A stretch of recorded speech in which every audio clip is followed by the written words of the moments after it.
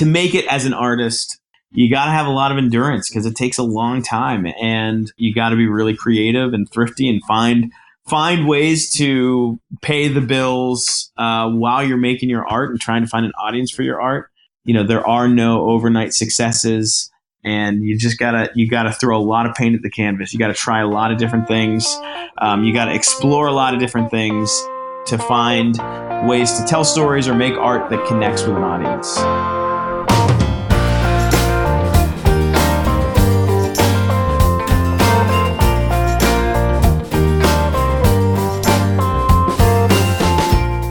Hello and welcome to the Beautiful Work Podcast. I am your host, Dan Krikorian. Each episode, we feature a special guest from all walks of life, and we ask them to explore the ins and outs, the ups and downs, the trials and the triumphs of their chosen field. Writers, musicians, coaches, business owners, and everything in between. We peel back the curtain to hear their stories, to walk their paths, to find out how they breathe life into their beautiful work.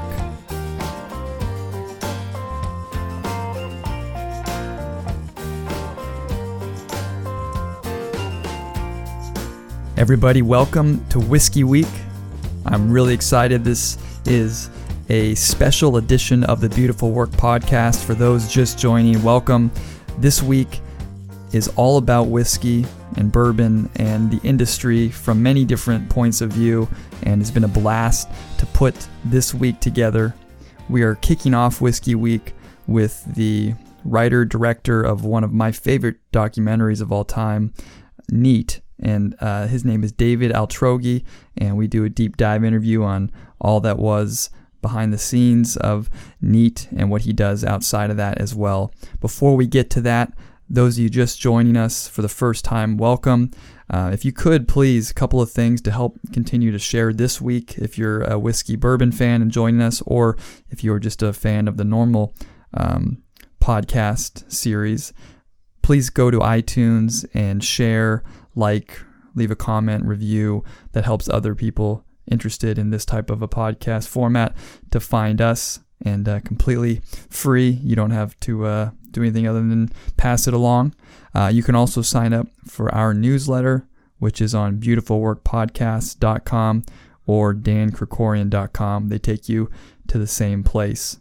For those of you joining as well, all of the music that is used throughout this podcast is the instrumental versions of some of the songs that just came out on my 5th record called Grandeur. And so if you're interested in my music, all 5 of our albums are on our website, are on iTunes, Spotify, all that, under Dan Krikorian, and you can check out the music as well.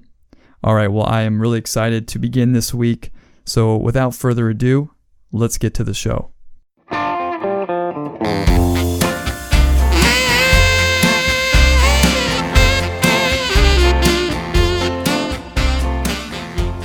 David Altrogge is an avid coffee drinker, unabashed Glenn Miller fanboy, and lifelong storyteller. David hails from the wilds of western Pennsylvania, where he wrote and directed his first feature-length film in high school. Since then, he has established himself as a filmmaker whose work is thought-provoking, inspiring, entertaining, and deeply human. In addition to his films, David has directed spots for some of the globe's most influential brands, including Netflix, Google, Discovery, Microsoft, Procter & Gamble, and more. His films have been featured by CNN, BBC, LA Times, and on and on. In 2018, David released a full-length documentary about the story of bourbon called Neat, and both fans and critics alike had rave reviews. BourbonBanter.com said, quote, "Whether you're a bourbon connoisseur or a novice who is just learning about the world of bourbon, this film is for you." Altrogge interweaves the simple history and facts about bourbon with stories of the people who love create, enjoy, and drink it. David is here today to give us a behind-the-scenes view of making the film, the ups and downs of creating art, and the great advice from his father that has shaped his career.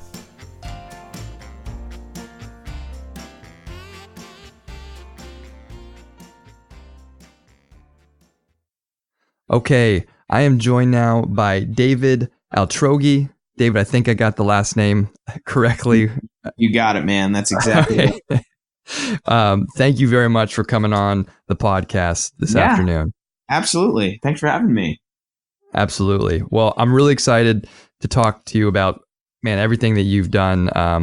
As we were talking before the show a little bit, how much I am a fan of Neat, the documentary you did about bourbon, but you've done a ton of other things as well, and we're going to get into those things. But it's the bourbon fan in me is just going nuts right now. Excited to talk to you about it. Well, I'm always excited to talk about bourbon. It's after my family, it's one of my favorite things. So okay, I love talking about it. Good. Well, before we get into that, a quick kind of side thing I like to ask at the beginning. If you had a chance to have like 15 minutes of fame in a career or an art or industry, something other than what you're doing now, what would that be? Yeah. I mean, I guess the question is like, it would probably be either in like theater, like I love plays. Not so much Broadway, like musicals, but like dramas. Okay. Arthur Miller, August Wilson, that sort of thing, David Mamet. So either the theater or being a music producer. When I was a kid, my best friend Ian and I made movies together, and we recorded albums together. We had bands together, and he was my next door neighbor, and we just both kind of fell in love with music and filmmaking simultaneously. And I remember in high school, I sort of had this moment where I was like,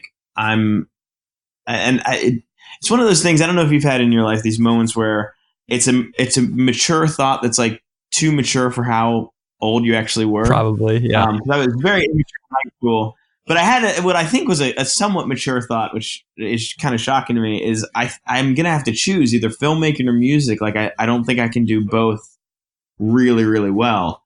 And so I chose filmmaking, but it was I still just often think like, man, I think I could have really enjoyed being a music, like a record producer, and in that world. So theater or music. Okay. In a way, you're somewhat involved still with music in what you do. Obviously, you're putting together scores and music behind, and That's I guess right. you're, in a sense, what did you play? What kind of instrument? I played, rhythm guitar is my primary instrument. And then I played bass guitar in bands, but I played bass guitar like a rhythm guitarist, just, nothing fancy, but always enjoyed playing bass in the bands. But rhythm guitar is my instrument, and I'm trying to learn piano now in my old age. Okay. Okay. Awesome. Well, with you, interested in music and having a music background leads to my next question, because in your bio, you talk about you are unabashedly a Glenn Miller fanboy. And how did that come to be? Well, it came to be just via my grandfather was a huge sort of big band fan, and fought in World War II. So just sort of he was always talking about Glenn Miller and Count Basie and all these big band musicians, and so I think I just started. Honestly, I think it was probably after he passed away that I really started to just listen to big band music, and just kind of I don't know. It's like there's something very soothing, and it's like there's something that sort of brings out this sentimentality. Like, obviously I didn't live in the 30s and 40s, but somehow it sort of, I get very sort of sentimental, sort of peaceful, old timey feelings when I listen to listened to Glenn Miller and all those big band musicians. Yeah. I always growing up, and I'm sure this is not unique to me, I always sort of felt like I was born in the wrong era. Uh-huh. I was always sort of had wished I had been born in the 50s or the 30s, or just I was always sort of fascinated by the past. So maybe that's why I like Glenn Miller so much. Very interesting. And he's got,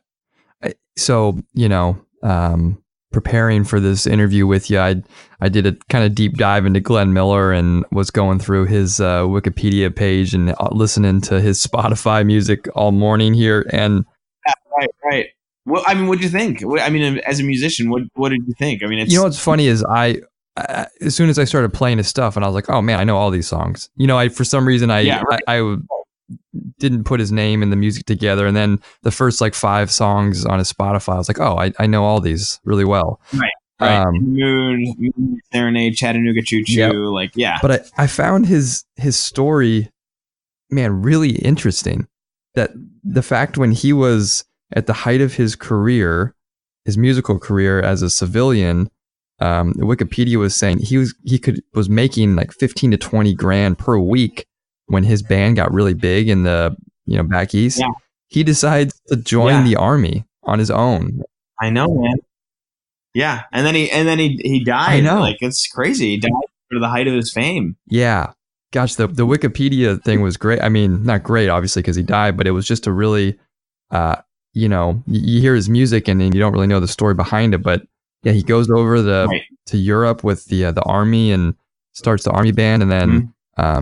I just saw too on Wikipedia, they said that the organization TIGHAR, TIGHAR, has an acronym for basically government agencies that look into and research plane crashes. Just this year, they're going to go back and they're going to research or look into his death. Oh, wow. Yeah. Interesting. Now that is very interesting. I will be very curious to find out if they find anything. I know.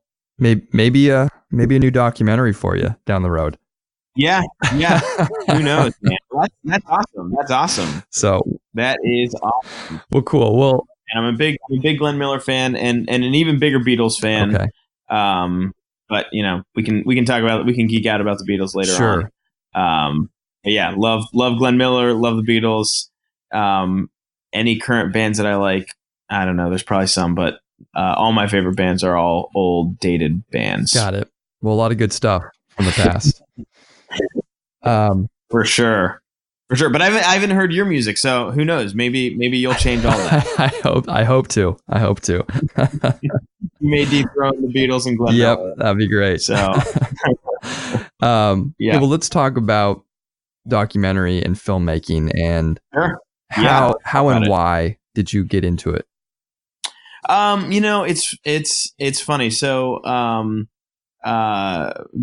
as a kid, I grew up in the 90s, and my next door neighbor and best friend in the world, Ian Murphy, we as kids just kind of got bored one day, and my parents, for whatever reason, let us start playing with their big, shoulder-mounted camcorder, the kind that you'd have to like put a full-size VHS in to record on, and just kind of I have a pretty I get pretty consumed by things I'm into, for better or worse, and I just kind of got pretty obsessed with filmmaking and started just making silly films, and then in early high school kind of realized like, oh my gosh, like I actually like the art of filmmaking. I became very interested in and sort of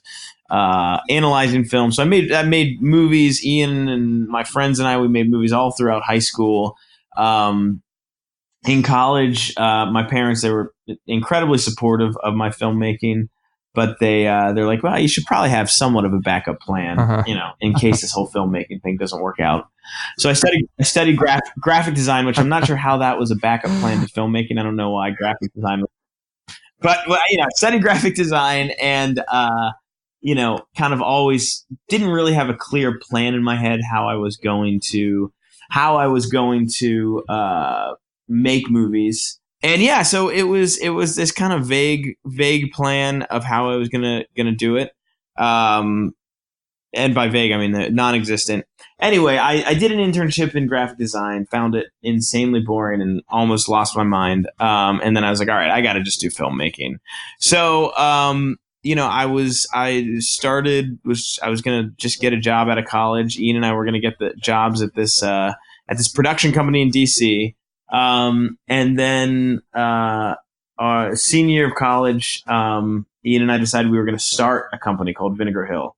And then to make a very long, crazy story short, Ian had a car accident, almost died, but miraculously survived, and kind of was like, we sort of decided like I needed to sort of carry on the torch and start this company and start trying to make films. So out of college, I start this company and am constantly trying to figure out how to make films, and I start making commercials.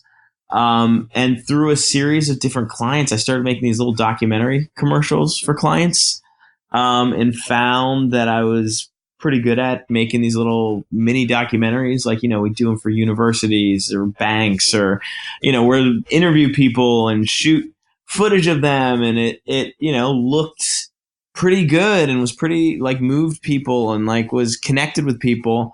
And so I kind of thought, making narrative films, which, narrative would be like with actors and a script, very expensive, didn't really have any luck kind of breaking into that. But I thought, well, I mean, I could make documentaries pretty cheaply, and I can do them around my commercial work and can still pay my bills and support my family and stuff and make movies like I always wanted to. So I started making, longer form documentaries, and people seem to like them. And, you know how it is as an artist yourself, like just it's pretty amazing when you make something that people really respond to and resonate with. And there's kind of it's right. Almost like a drug when you make something and people are like, man, that's really good. That really moved me. And so, yeah, so that's kind of how I got into it, man. I know that was sort of a long roundabout answer, and I feel bad if you're the one who has to edit this down into something listenable. No. But yeah, I mean, it's something I've been doing it professionally since 2007. Did my first documentary, directed my first documentary in 2011. That was like a 20-minute documentary, and then released my first feature-length documentary in 2015. And then the Bourbon documentary is my second feature-length documentary, and that was released. Released last February 2018. Yeah, so in a lot of ways, I feel like I'm just getting started. Absolutely. And so the other full length was that I've got a list of your films here. Was that the new Space Race, or was that the? No, yeah, it was 3801 Lancaster American Tragedy. The new Space Race was a web series I had the privilege of directing, and that was awesome too. That was a web documentary series. So that was a series of 5 short films, like 7-minute films. But yeah, that one was cool too. But the other feature was 3801 Lancaster American Tragedy. Awesome. Yeah, got your website up here too as we're talking and going through all the stuff you've done. And obviously Neat coming out last year. I would imagine it's been so well received, especially within the bourbon community. Yeah, man, it's been wild. Did you see that coming at all?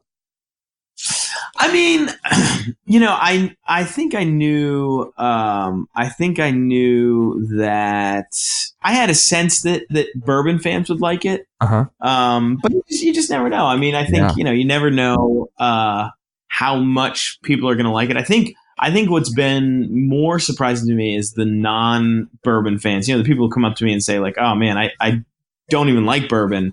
And I was just so moved by your film. Yeah. I think that's been what I maybe didn't expect, was just sort of it's appealed to a much broader audience than just the hardcore bourbon fans. Sure. Well, let's get into that whole process of neat. And Yep. so I guess the first question I want to ask you is what is the story, or what did you see in bourbon that was worth telling? Yeah. Yeah. I mean, I think that's just such a fantastic question. You know, there were, when I first started, it was just kind of a hunch that I had. You know, the producer of the film, is a guy named AJ Hohalter, and he's from Kentucky. And our relationship started as he was a composer, and he scored several of my films. And, you know, we were having bourbon together. I was in Louisville, Kentucky for another project, and I said, hey, we should, you know, meet up and get a bourbon. We were having bourbon together, and one of us said, like, hey, we should make a film about bourbon. Like, it was just kind of like almost said as on a lark. And as we started talking about it, I began to see, like, okay, so it's something that's very American. And I'm very, very drawn to what is it, the things that are uniquely American. I've always been drawn to art that is sort of American, and you know, the abstract expressionist painters of the 40s and 50s, Jackson Pollock and Mark Rothko, and, you know, different artists who have tried to do things that are uniquely American. So I think the fact that bourbon is so American was really interesting to me. I think also the fact that, you know, in this age of increasing speed, everything's faster. We get things faster. We have Netflix. We can get movies faster. We can download stuff faster. We get new technology. Everything's changing all the time. The process of making bourbon hasn't changed in really, you know, hundreds of years. And it takes a long time. There's just no way to speed up good bourbon. Like, you have to be patient. You have to, you got to wait for it. You know, you spend all this time and energy, and then you just put it in a barrel and put it away in the rack house, and you hope you made something good, but you're not going to really find out for 5, 6, 7 or more years later. So I think those were some of the initial things that drew me to it. I had no idea what the completed film was going to look like when I started, though. It's so beautifully done as well, the cinematography and the music. And going back to something you mentioned, the kind of slowing down of time, you really capture that on film. Yeah. And I know that was obviously you meant to do that. But at what point in the whole process were you like, oh, this is the story? Like, this is what I really want to get to the heart of? Or did you know that going into it beforehand? Yeah. You know, I didn't know exactly what it was going to be.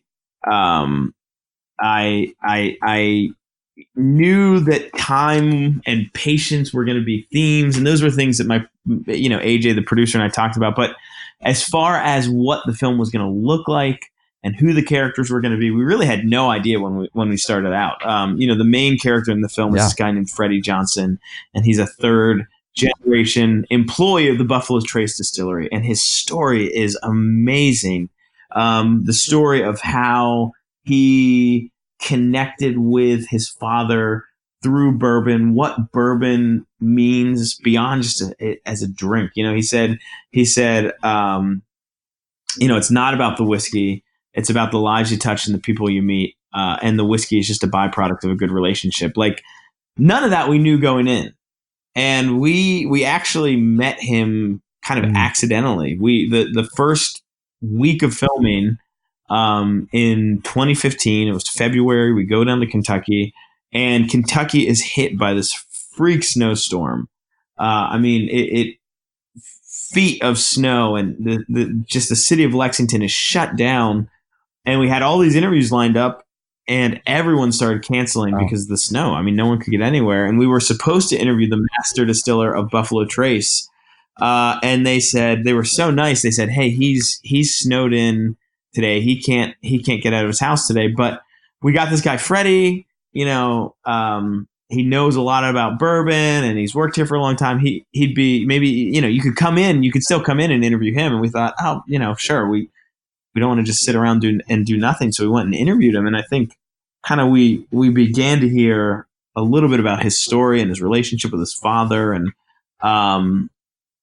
we even heard that after we stopped rolling, we heard him, we continued talking to him and realized, there is a lot more here to this guy and sort of how he looks at bourbon. So we'd go back to Kentucky and we'd film and we'd say, hey, can we interview Freddie again? And they'd be like, oh man, you already interviewed him once, but okay. And then, we went back again and we said, hey, could we maybe film Freddie giving a tour and a tasting, and maybe we could interview him again? And they're like, all right. And then we're like, hey, we're going to do this whole thing for the end of the film where all the characters get together and have bourbon and we're going to have a big celebration. Would Freddie maybe come to that? And they're like, all right. So it was very much an organic process of finding the story, finding what it was that moved us, what it was that connected with us. It was very organic in how we found it. Wow. And it took a long time. I mean, the film took 3 years to make, and I don't really feel like I found the story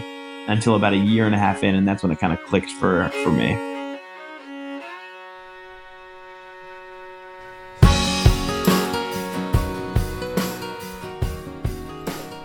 During the recording of the Whiskey Week series, I had a chance to sit down with some of the top bartenders and mixologists from some of the top-rated bourbon and whiskey bars in the United States. Today, our first bartender is Josh Schwartz from the Bluegrass Lounge in Arvada, Colorado. The Bluegrass Lounge has been ranked one of the top bourbon bars, as well as one of the top coffee shops, has the best pizza and music venues in the state of Colorado. And Josh is here today to talk about their house-aged Sazerac. So Josh, go ahead and take it away. Well, thanks, Dan. And yeah, today I will be talking about the Sazerac cocktail and how the Bluegrass Lounge in Arvada, Colorado puts their own barrel-aged twist on the nation's oldest cocktail.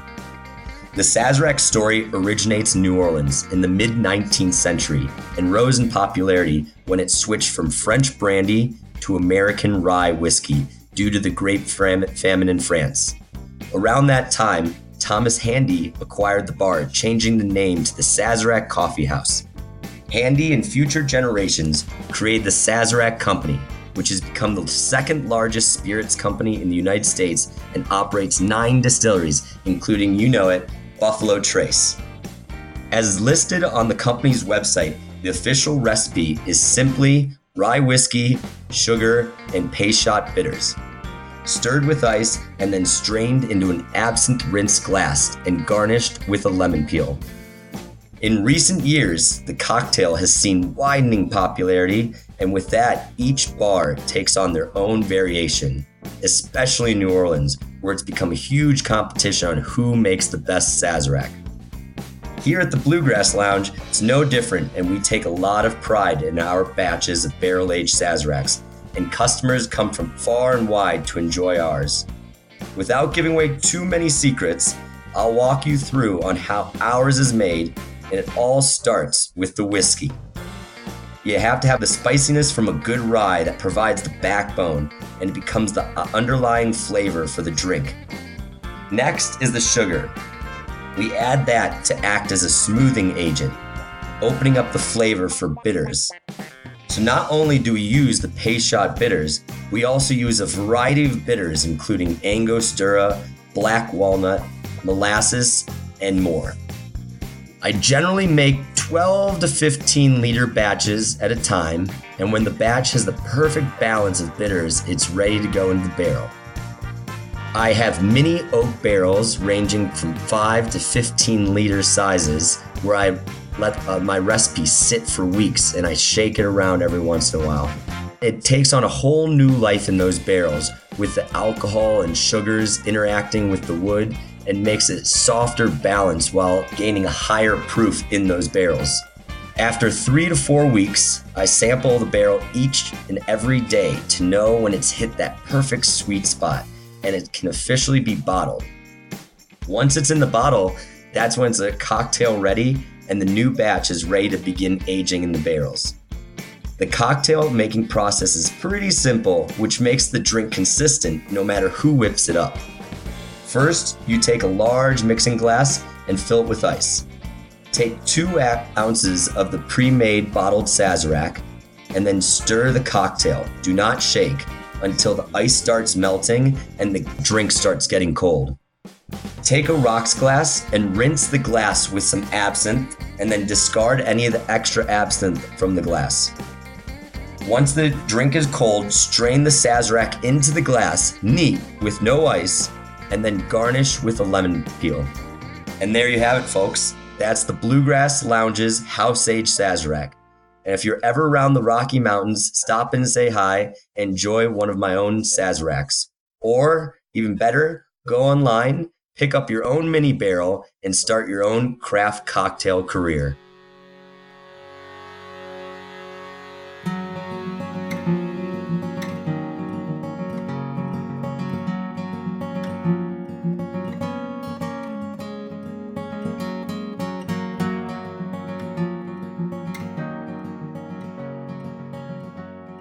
Who were the first people to like jump in and say, yes, we'll be involved in it? Yeah. Well, Buffalo Trace was one of the very first. A guy named Michael Veach, Yep. who's a bourbon historian. He was one of the first interviews we did. Maker's Mark, they were awesome from the outset. They said, sure, come and film us. The bourbon community was very encouraging of the film. I mean, the master distiller of Jim Beam, even invited our cinematographer and our producer to come to this cookout at his house. Wow. And said, bring the camera. So they were all incredibly supportive. I think as we, started to get some steam in making it, I think it made more of the distillers sort of, prick their ears up and say like, oh, wow. Okay. So like, these aren't just some college students making a little class project. These are real filmmakers, and this is something we want to be involved in. It helped that we released a trailer. We released a trailer in I'm trying to think when we released it. About a year after we started making the film. Just sort of a teaser trailer, and it got a lot of traction, and the LA Times wrote about it, and that certainly helped start to kick some doors open for us. Sure. Yeah. One of the master distillers that you had on Neat is also on this Whiskey Week podcast. The master distiller Chris Morris for Woodford. Oh yeah, absolutely. Yeah, man. What a great guy. Oh, fantastic guy, man. So, and so knowledgeable and yet so friendly and just such an awesome guy. Yeah. I'm interested to hear if there were things that you left out of the film or, couldn't put in, or, was there a certain level of, I don't want to say secrecy, but, these guys got very precious product that at a certain point, they said, hey, no more, or you can't put this in. No, I mean, honestly, man, the bourbon industry itself, they were so supportive and so generous with their time and knowledge. And, bourbon is not, it's one of those things. There's not a secret recipe. I mean, the recipe's pretty simple. It's just the artistry and the craft that takes years to master. So it's not like, you really have to hide stuff or, trade secrets. So, of course, every distillery has their own mash bill and their unique blend of grains and their own unique yeast strains. But they were so generous. Every one of the distilleries were so generous and so open to telling the story of bourbon. There were definitely things we wanted to do in the film that we weren't able to do for budgetary reasons was one of them. We wanted to cover more of the international aspect of bourbon and just didn't have the budget to do that. We wanted to cover the Pappy Van Winkle heist, which I'm not sure if you're familiar with that, but and a couple of years ago, I'm a little bit, but go ahead. Yeah. I mean, a number of years ago, some barrels of Pappy Van Winkle, which is arguably the most coveted, sought after bourbon among bourbon collectors, disappeared. and there was a whole case, and they found this whole ring, this crime ring that stole all this pappy. We wanted to cover that, but just didn't have, weren't able to sort of get the access we needed. The trial was ongoing, and there weren't a lot of people we could talk to about that at the time we were making the film. So yeah, I mean, it's, there's, with every film you make, there's always, it never is exactly what you picture in your head, especially with documentary. You just there's so much you don't have control over and you don't know. And you kind of, sort of the fun of documentary filmmaking is you have to follow the story, and it kind of just leads, it's a discovery process, which is one of the things I love about making documentaries. It's also terrifying too. Sure. Now, one of the interesting things to me in the film is this sort of dichotomy between a very serious, beautiful backstory of Bourbon, and then you have these wonderful clips with Steve Zahn. Yeah. And it gives it a levity, and I know that was probably on purpose, and it's really great, and his stuff is kind of funny and off the cuff. How did that come about to get Steve as part of this documentary? Well, yeah, I mean, and that just goes kind of to the generosity of the people in Kentucky, and just the generous spirit that there is down there. So one of the producer AJ, the main producer on the film, his mentor was just friends with Steve Zahn, and he said, "Listen, I'm friends with Steve Zahn. I know he's a big Bourbon fan. Why don't you send me a cut of the film, and I'll just send it over. I don't know what he's going to do. I don't know if but I think he'll get a kick out of this." So he said, sure. And, we didn't really know what was going to happen. And we sent a very rough cut of the film over to Steve Zahn. I'm sort of horrified now, sort of as I've gotten a little bit better as a filmmaker and learned a little bit. I'm horrified of how rough it was. But, Steve watched the film, and he really liked it and really sort of got what we were trying to do. And he just sort of said, hey, I love Bourbon, and Steve's from Kentucky and lives in Kentucky. And he's like, hey, if I can help in any way, let me know. I'd love to help. Which is crazy if you think about it, just absolutely crazy. And so we kind of were like, yes, you can help. Let us think through what you can do. And as we sort of were working on the film, we realized, like, hey, there's a lot of facts about Bourbon that we just couldn't fit into any of these other sections, and things we thought were really interesting that we couldn't really get a whole section to. And we kind of thought, like, well, what if we kind of just have Steve sort of be the Bourbon expert, and just kind of make it funny and make it laugh. We didn't. It would have been really easy for this film to be just a snobby, heady sort of thing, and we didn't really want it to be snobby or heady. We kind of wanted it to be, serious when it needed to be serious, but also okay to laugh. And so it just kind of worked out that way. Yeah, and his parts are great, and I think it obviously hit the mark that you guys were trying to hit with it, adding some levity to. And almost poking fun at, the Bourbon aficionado type of persona at times. I'm glad the humor landed with you, man. I'm glad. I'm glad that you glad you liked it and that it ended with you. When you do humor, there's always the risk that it's going to bomb or it's not going to land. And so I'm glad that it made you laugh. Yes.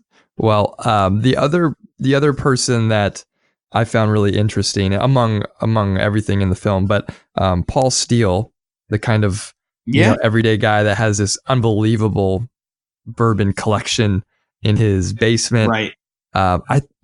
Because as you're watching the film and you're seeing all these master distillers and the big places, big companies, I mean, it's amazing to kind of peek behind the curtains on those people. But then Paul's a guy that you're like, oh, I could do that. I could be that guy. I can go and start building my own collection, and you see kind of how it hits at a different level with bourbon on the ground floor. And so I thought that was a great part of it. Yeah, I mean, Paul was awesome, man. You know, Paul is just one of these guys who just loves bourbon like at a whole other level. And you know, when he originally came on and just said, "Hey, I'm super pumped about what you guys are doing. I'd love to just kind of maybe if, you know, help in some way, you know, if I can connect you with people in the bourbon industry, if I can." And then he kind of offhandedly mentioned that he had this speakeasy in his basement. And I was like, oh, I mean, could we and like film you doing your thing at the speakeasy?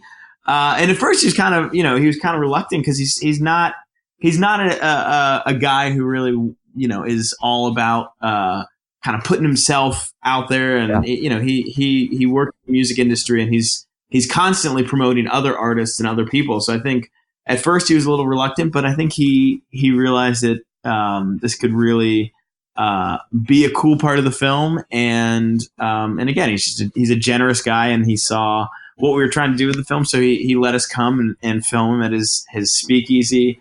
And I mean, it's, you know, talk about a fun experience getting to go and hang out at a private speakeasy in this guy's basement, who has a bourbon collection that rivals, it doesn't even really rival, it beats any most whiskey bar you're going to find. So that was awesome, man. That was just a blast. Oh, it looked like it. That's one of my favorite parts personally, of the film. And, now, are you going to start your own basement speakeasy? Well, first I gotta get a basement, out here in California, but, hard to find out. Yeah, I'm slowly building up my own, you know, bourbon whiskey collection, ever so slowly. And so, nowhere in close to the stratosphere that Paul is, but, over time I'll chip away. Yeah. What's your favorite bourbon? Man, since what's your favorite right now? Because I know it changes. I know it changes. Well, so for this whiskey week, I'm interviewing Chris Morris. So I've done a lot of just getting into the Woodford stuff, and so the double oaked has been really good. That's so good, man. The Woodford double oak. Yes, and I invite a lot of my friends over to try it, and we've been enjoying that. That's been the most recent since I'm interviewing Chris. Yeah, I love how dark it is. Like when you pour it and you hold it up to the light, and it's just so dark. And I love double oak is one of my favorites, man. One of my all-time favorites. Okay, what about you? What about some other favorites of yours?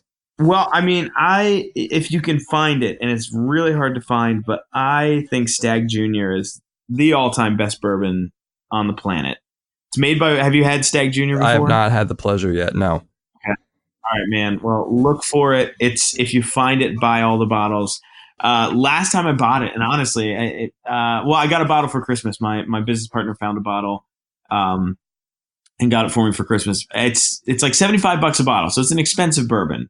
It's not an everyday bourbon, but it's barrel proof. It's 127 proof, which, you know, usually barrel proof, you're like, oh my gosh, it's gonna blow my head off. It's so strong, but it is the sweetest, smoothest bourbon I've ever had in my life. I mean, it is like caramel, vanilla, smooth, rounded. It doesn't feel like it blows your head off. You can have it on ice, which I actually prefer my bourbon on ice. And it like the flip, because it's 127 proof, that you don't feel like it's getting too watered down. It's fantastic, man. I just could not. I don't know if there's a bourbon I'd recommend more than Stag Junior. Okay, that is good to know. Yeah, but I mean, for everyday bourbons, I mean, I love Maker's 46. Okay. I think Maker's 46 is just a fantastic everyday bourbon. I love Bullet, man. I really enjoy the Bullet bourbons. And their the Bullet 10-year was amazing. I don't know if you had the 10-year. I did not. No. Bullet.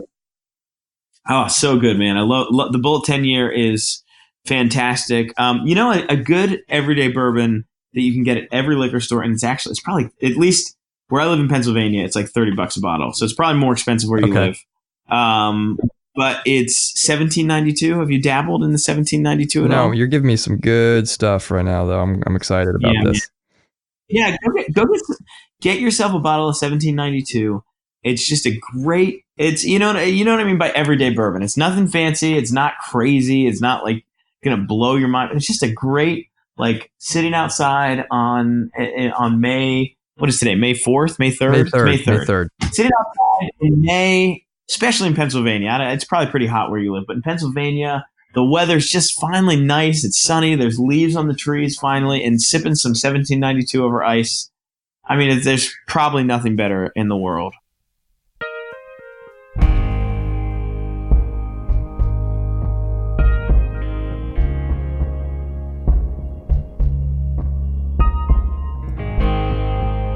Bourbon aficionados will have to excuse me for just a moment, but what is whiskey and what is bourbon for those new to the drink?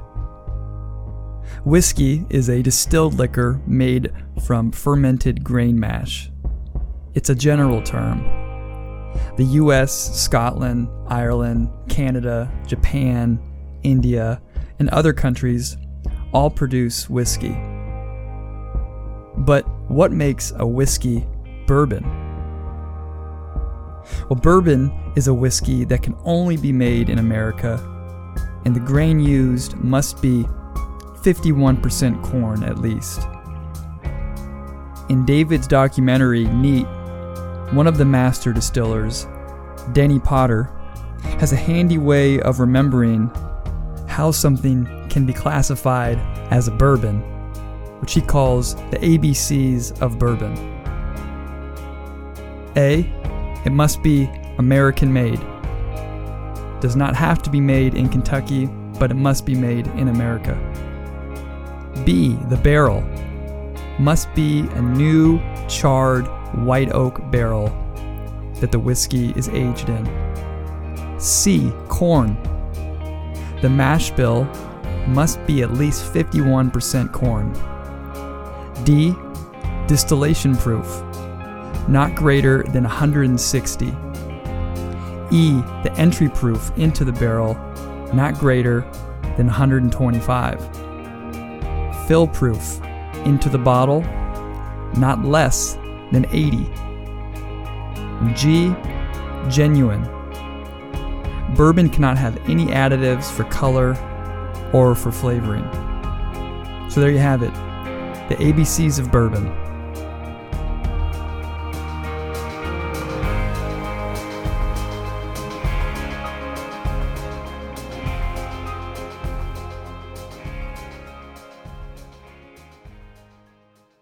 The story of Neat, or the documentary, it's done so well critically, and fans of bourbon and whiskey have loved it. And it's kind of brought a lot of new people to it.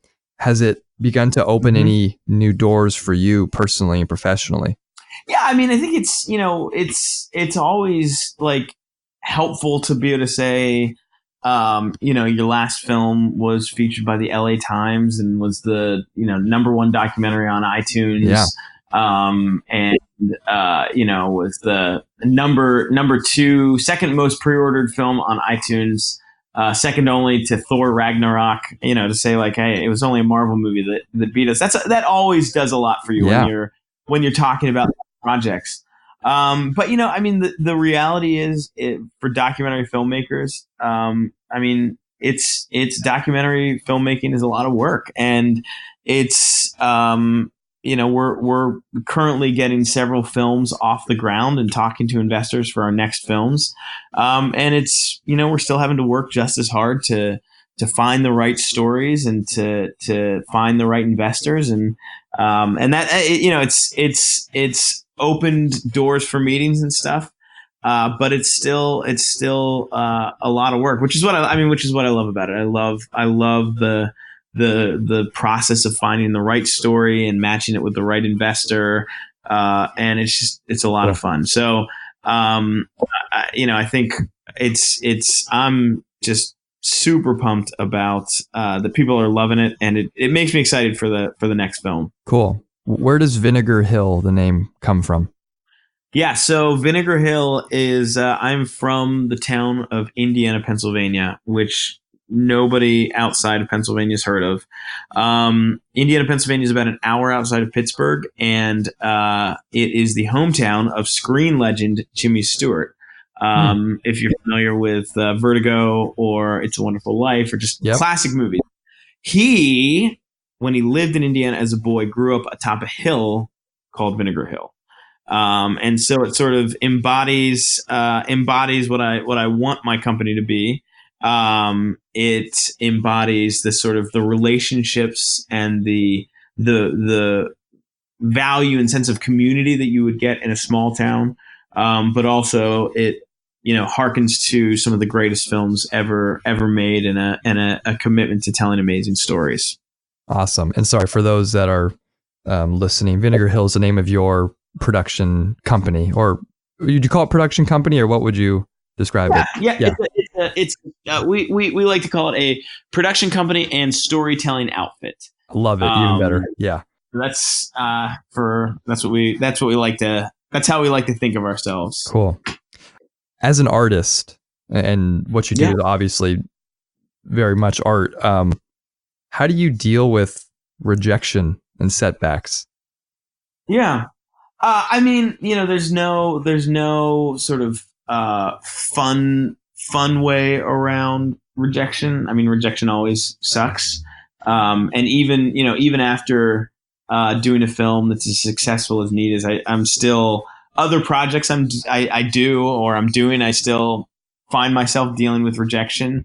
And it's never fun, but I think it's just a huge part of it is just a commitment to kind of allow yourself to be bummed, but then you got to get yourself back up and kind of dust yourself back off and try another project. I mean, I'm just a believer in diligence, and working hard is going to win the day. And art, to make it as an artist professionally, if it's something you want to make your living doing and actually make money doing, you got to have a lot of endurance because it takes a long time, and you got to be really creative and thrifty and find ways to pay the bills while you're making your art and trying to find an audience for your art. But I think it's having a long-term perspective and realizing that there are no overnight successes. And anyone who says they're an overnight success is probably lying. And you gotta throw a lot of paint at the canvas. You gotta try a lot of different things. You gotta explore a lot of different things. And that is the only thing I know to say is just keep trying things and try different things and explore different ways to find ways to tell stories or make art that connects with an audience. Sure. Yeah, it's really. No, go ahead. Keep going, please. No. I was just curious how you deal with it as an artist. You're a musician. Yeah. And I'm sure how do you deal with it? Yeah, and that's why I was really just interested in your answer there, because it's really hard. And I think too, I've been fortunate to have some success with my music as well. But like that's maybe 10% of it. The other 90% is always constantly trying to dig and find new opportunities. And I think as I've gotten older, I wouldn't say it doesn't not bother me. You just sort of understand how to move on quicker and just sort of understand that, hey, this is just part of the business. It's part of the process. And it doesn't, I don't take it as personal as maybe I did when I was much younger.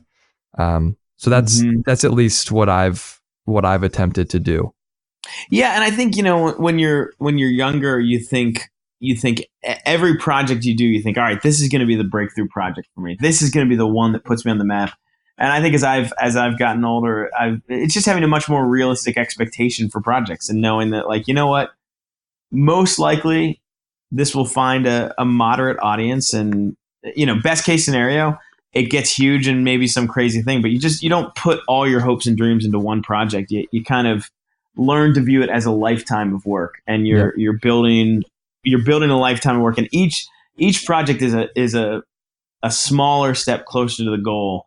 And like you said, you learn to move on from rejection a lot faster. Yeah, and interesting, kind of relating back to what we were talking, about Glenn Miller earlier. And, when I was researching him this morning, I mean, it took him forever to break through. I mean, we know him now as, the creator of all these great works, but, for the first 15 years. And there's actually a really great quote about, I guess, he almost gave up at a certain point. And he had somebody, man, I'm forgetting the name. It's Benny Goodman. So, yeah. So right. I guess Glenn was really rejected and dejected about his career. And he asked Benny Goodman, well, what should I do? And Benny Goodman told him, what do you do? How do you make it? He said, you just stay with it. Just keep going. And I guess that was, one of the guys that helped him keep going. So anyway, just interesting, even someone like that, how he just kind of keeps going. Yeah, I mean, you gotta just learn to outlive the competition. I mean, it's I know you've been doing music for a long time, and you see a lot of people who start off with you, and people who are better than you, and it's amazing how many people just sort of give up on it, and I hope to continue to live on and make films, because I just love it, man. Certainly. Yeah. When I was really first starting out, one of the musicians that I had the pleasure of working with on one of my first records told me, if you sit at the table long enough, eventually you'll get fed. And I just like that quote a lot. I just try to, so. Great. That's fantastic. I think it's amazing that you've done 5 albums, man. I mean, like that speaks of like an endurance and a diligence that most artists just don't have. So I think that's just awesome that you're continuing to put out work. I appreciate that. Thank you. How do you continue to learn or feed your brain? Like, are you a reader, books, podcasts, watch documentaries? What do you do? I'm an audiobook junkie, man. I mean, I'm just obsessed with audiobooks. So I listen to dozens and dozens of books every year. And I prefer nonfiction over fiction. Even though I love films. I mean, I love narrative films and fiction films. As far as books go, I just love nonfiction.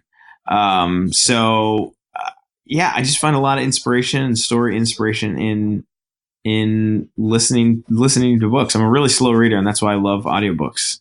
Any that stick out recently? Well, currently I'm reading The Rise and Fall of the Third Reich, which is a massive tome on just the rise and fall of Hitler that is fascinating and terrifying and tragic.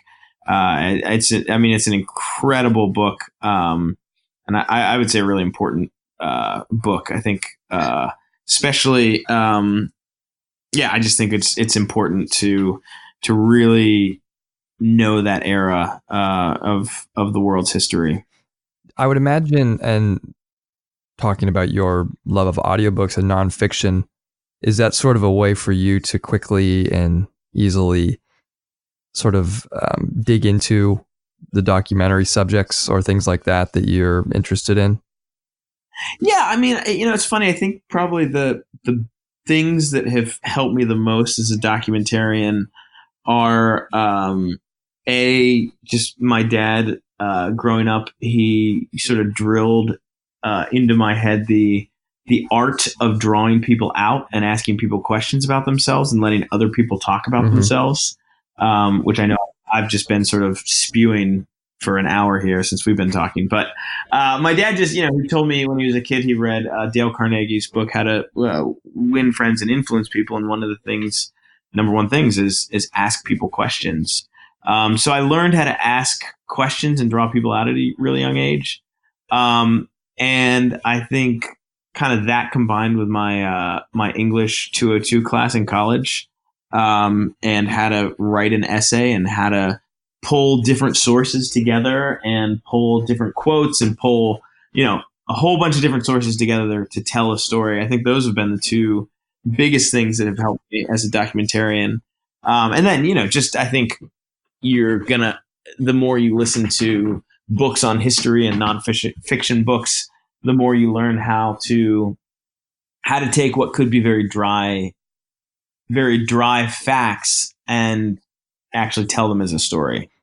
And I'm just interested, kind of going back to Neat, what types of, or if any, books or research you did on bourbon as you were preparing to shoot that. Yeah, I mean, initially I read Michael Veitch's book on bourbon. He wrote a book on bourbon that was really good. I read that, and then I think a lot of my research was done in just interviewing people and in talking to guys like Chris Morris, master distiller of Woodford, or Freddie Johnson, the main character in Neat, who worked at Buffalo Trace, and Denny Potter and Marianne Barnes, and these incredible sources of knowledge about the craft of whiskey making and bourbon making, the history. And honestly, that is where I did the majority of my research. And I think, as a documentarian, I always find it best to not come into a subject as an expert, because you can remember, where the audience is at. And we didn't want to make a film for bourbon snobs. We wanted to make a film that even total novices could enjoy. So I think the fact that I went in and just really didn't know much about bourbon, and was kind of the journey of making the film, and the film that you'll see if you watch it on Hulu or Amazon or iTunes is kind of my journey in learning about bourbon. And I think that helps it reach a broader audience than it would if I had gone in as an expert. Sure.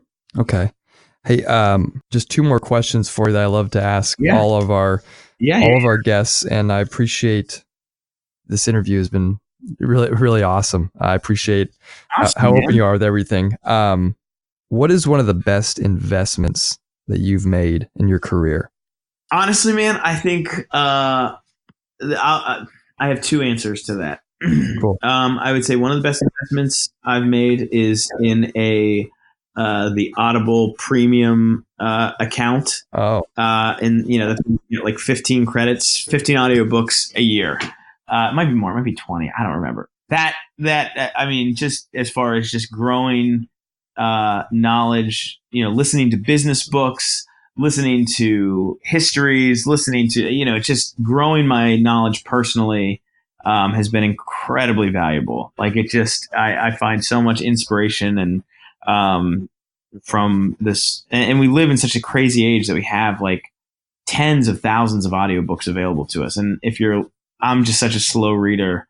Audiobooks have enabled me to learn more than I ever thought possible before the age of Audible, which I'm sure sounds silly to people who are really fast readers. But for me, it's been amazing. So the premium account, Audible account, great investment.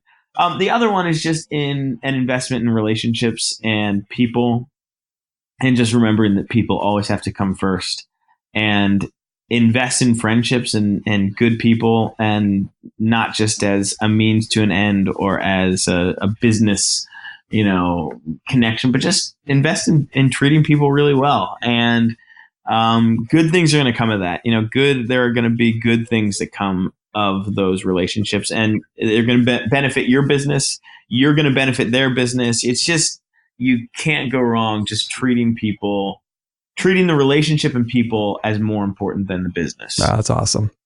I love that answer. And it seems like, you figured that out at a young age, and it's obviously helped you quite a bit. Yeah. Yeah. Well, I had, honestly, man, I've been really blessed to just be surrounded by amazing people as well. Just great people who have just invested a lot in me as a person and in my career. And I've been really lucky. So I've just seen the value in, it's all about the relationships, man. It's all about treating people good, doing good, just treat people really well and do good by people. And you don't do it so that you get something out of it or so that you get a business benefit out of it. You do it because it's the right thing to do and what we're supposed to do as people. But it's gonna make your business and it's gonna make your art all the better. Right. Absolutely. Man, that's great. Well, I got one more for you before we close. Yeah, hit me. What is it about your work that brings you the most joy or meaning? Wow, what a great question. I mean, I think there's several things that really bring me a lot of joy. It brings me a lot of joy just to make something that is beautiful and that I think is good, and that's like the most basic thing as an artist. And I'm sure you feel the same way. When you do something that's good, it feels really good. When you make a film and it's the cinematography is good and you hit those emotional beats. It just feels really good to do something that you're supposed to be doing. Yeah. It's just it's like this is what God made me to do, and I feel really good doing it. So there's kind of that aspect. I think I get a lot of joy out of being a part of other artists doing incredible work. The fact that I get to work with an incredible composer, like that's awesome. Like that's just so fun to be a part of his art and to be able to participate in his or her art, or an amazing sound designer, to get to be to work with an incredible sound designer or colorist, or whatever it is. It's just really fun to get to work with people who do really great stuff. And then I think making to make something that people enjoy and brings people joy. I mean, it's just it just doesn't get any better than that. It just does not get any better than making a film that people laugh at all the right parts and they cry at the end, and they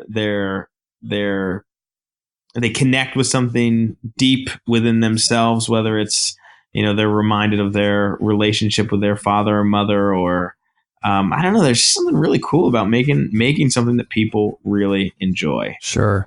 Do you remember how you felt when you finished Neat and watched it through with whoever the viewing party, whatever it was, and just kind of that sense of, I guess, accomplishment? Yeah, I mean, with the film, and I don't know if it's similar with a record. With the film, you have multiple cuts. You have the sort of the rough cut, and then you keep refining until you finally get to the final cut. It's locked, and you release it. The rough cut screening of every film is probably the most fun, because you get to show it to somebody for the first time, and usually it's I show it to my wife and some very close friends, and it always just feels so good to hear them laugh at the right moments and to see that they enjoyed it. And Neat, it just was so fun to be able to show that first awesome. cut.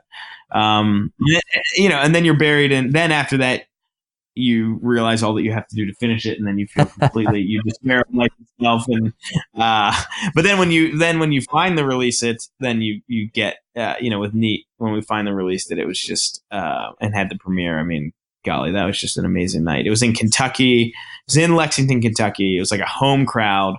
They knew a lot of the people in the film, and they just it was so fun to see them, hearing them cheer for people, people that no one outside of Kentucky would know, and hearing them laugh at all the right jokes. And it was, I mean, it was just, that was one of the best nights of my life professionally. That's great. So cool.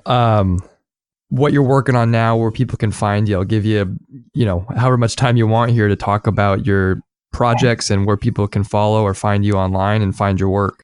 Yeah, so you can check out my films at vinegarhillcreative.com, VINEGAR, vinegarhillcreative.com. I always spell it for people because I feel like no one knows how to spell vinegar, but maybe that's just me. So my company's called Vinegar Hill, vinegarhillcreative.com. You can check out our work. We're gearing up.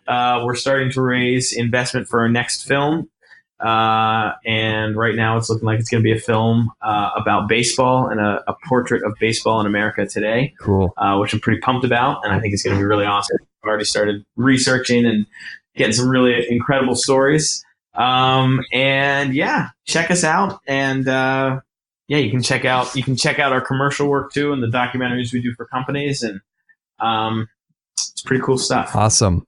Well, I'm going to leave you, David, with the last word. But before we do, I just want to say thanks so much again for coming on and sharing your story and insights. And also thanks for the work that you put into Neat, because someone like myself, it really opened my eyes further to the industry, to the drink. And I know there's tons of people out there that feel the same way. So thank you for that. And I will leave you with the last word. Yeah. Well, thanks for having me on the show, man. I think it's awesome what you're doing. And yeah, I hope your listeners are able to check out Neat on Hulu or Amazon or iTunes, or I don't know, wherever you watch movies, it's there. Except for Netflix. Sorry guys, not on Netflix. Hulu wanted it really bad, so it's on Hulu. But you can also watch it on Amazon. So check it out, and reach out and say hey if you watch the film, and if you like the film, say hey. If you hate the film, say hey. I just always like to hear from people who got to watch the film. Cool. And if you ever make it to Southern California, David, I'll try to have a bottle of either Stag Junior or 1792 or something ready for you. Absolutely, man. Well, I definitely make my way out there every year for meetings, so I'll hit you up next time I'm in town, man. Well, that was a lot of fun personally for me. I can't tell you how many times I have watched the documentary Neat, and so what a fun thing to get a chance to talk to David and for him to share all about the making of that documentary, as well as other stuff that he's got going on. To learn more about David and all that he does, you can visit his website, davidaltrogge.com. That's David and then ALTROGGE.com, and check out all his past work as well as what he's got coming up. This is the first installment of the Whiskey Week series, so I hope you stick around and come back tomorrow. We have more great guests all week long. And please consider signing up for our newsletter or subscribing to the podcast on iTunes. And as always, whatever you're doing, wherever you are, keep making that beautiful work. See you soon.